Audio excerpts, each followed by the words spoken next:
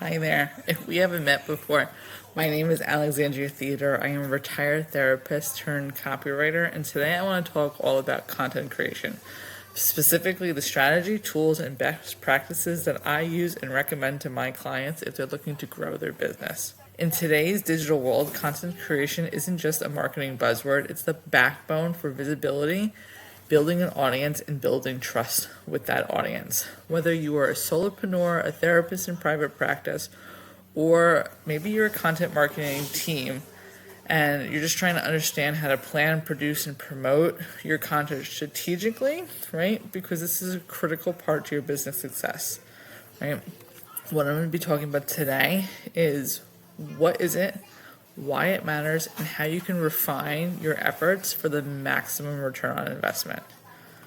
Right? So first and foremost, what is content creation? Right? This refers to the whole process of generating ideas that appeal to your audience and then turning those ideas into something tangible, whether that is written, visual, audio, or all of the above. Right? This is the foundation of all digital marketing efforts. From your social media posts, your blog articles, your YouTube, podcast scripts, you name it, you got it, right? At the core, your content is trying to solve a problem for your audience and is providing value. Why does this even matter for your business? So for business owners like you, content creation isn't just a marketing task, it's your most powerful tool for connecting with both your potential and your current audience, right? So let's start with the potential clients first, right? You want to get their attention, and this is where SEO is really going to shine for you, right? In this evolving landscape, high quality, helpful content is how you're going to initially capture the attention of new people. When search engines prioritize genuine usefulness and well-crafted articles, videos, and guides, that is going to be your ticket to finding new faces.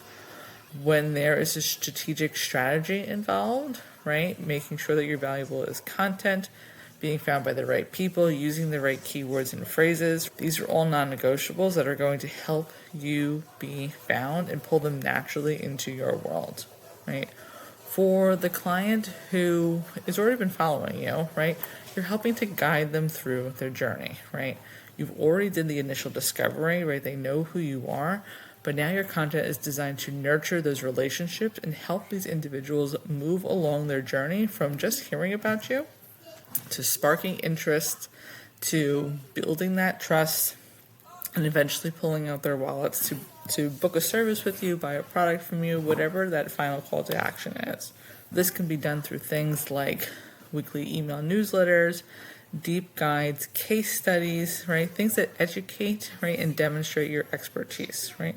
It's all about transforming that casual browser into someone who knows that you understand their problem, that you see their solution, and have an actual answer, right? Because that's what people are going to pull out their credit cards for, is answers. Business-wise, right?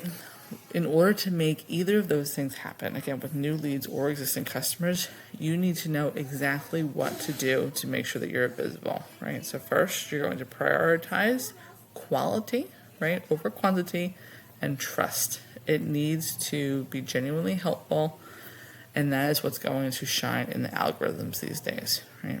It also needs to be a seamless experience, right? Your website, your online presence, it has to be easy to navigate, quick loading speeds, not confusing jargon, easy to read, accessible, right? And spoken in plain English that your audience is going to understand, right?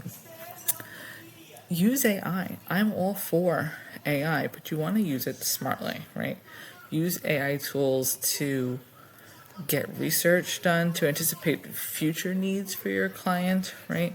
And maybe how to simplify language for them. Copying and pasting just from ChatGPT is going to sound like a robot wrote it. You still want to write it yourself and to have it sound like a human, but you can use it to create some shortcuts as long as you know how to use it properly. And if you have questions on AI and how it's done, I do have different resources available for that. Just shoot me a question in the comments and I'm happy to link those blog posts for you below. So AI has really changed a lot from the original SEO perspective. Before, it used to be You just kind of find a keyword and you plug it in into all these different places, and boom, bam, there you go. Now AI is really focusing on that connection, continuous learning, and strategic thinking piece of it.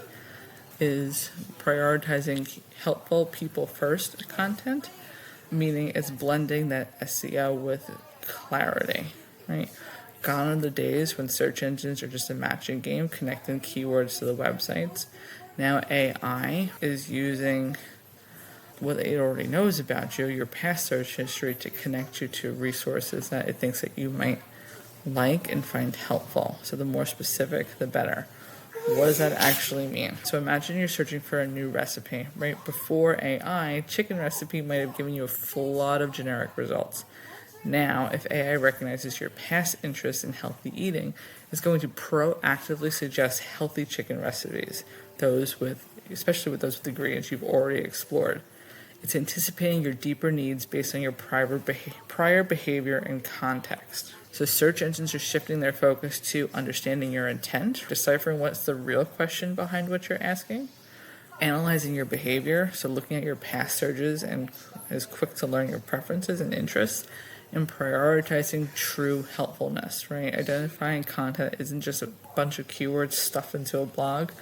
Genuine answers to genuine questions that's providing value, right? It's not a crazy adjustment, but it is a fundamental change to how the digital world is working, right? Meaning if you are used to stuffing keywords left and right, that's not going to be enough. Your online presence is going to rely on being helpful, thoughtful, considerate, and being human first and foremost. What are some things that you can create from a content perspective? It really matches on your personality as well as what your audience like. Blogs are my favorite, right? Infographics are fantastic, right? Those pictures that have little diagrams in it. Videos, podcasts, email newsletters, webinars, social media posts, case studies, downloadable PDFs, templates, all that stuff. They're all fantastic. And I recommend doing a little bit of everything, quite frankly. Have one main one that you use religiously, and then repurpose that main one into various different forms of content, right? But you don't have to do it all at once, right? Start with one, master it, and you can delegate out the others. You can do a third when you feel like you've got some fun time on your hands. That's what that's all about, right? So the meat of the matter. How are you going to build your content creation strategy? First and foremost, you're going to define your audience. Before you create a single thing, you need to know who you're speaking to. I want you to think of your ideal client not just as your demographic, but as an actual person with goals, dreams, challenges, favorite foods, worst enemies, you name it, that's it, right? I want you to speak directly to that one person and as detailed as possible. What are their pain points? What keeps them up at night? What are they actively trying to solve? Are they feeling overwhelmed? Are they having a hard time sleeping? Are they just a hermit living in their parents' basement? Your content should directly address their concerns, right?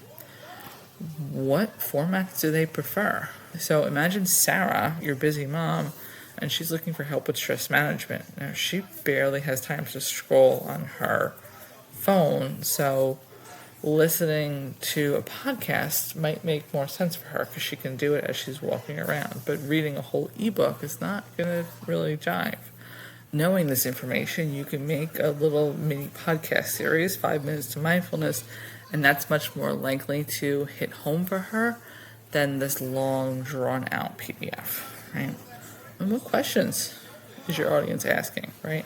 What are the actual search queries that they have in their Google? So it might be like, how do you manage burnout, right? What are effective communication strategies? What therapist is right for me? They should be clear and helpful. Once you know who you're talking to, you want to make sure you choose your core topic.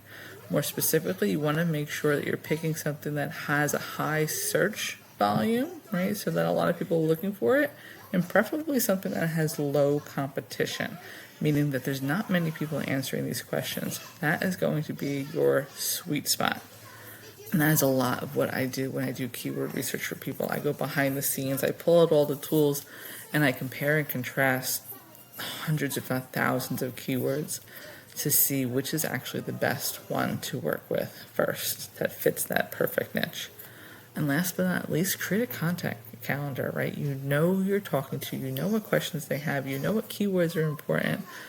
Now it's time to put it all together. And I like to plan for 3 months in advance, 90-day cycles, right? So you'll do this 4 times a year, and figuring out what stage of your audience is in, having a mix of those stages, and planning everything out for that month. So you're looking at 12 pieces of content, titles, keywords, what format are you going to do it, blog, Instagram, whatever, and give yourself deadlines for it. This way you can hold yourself accountable. Batching is fantastic, but when you can't batch, delegate out.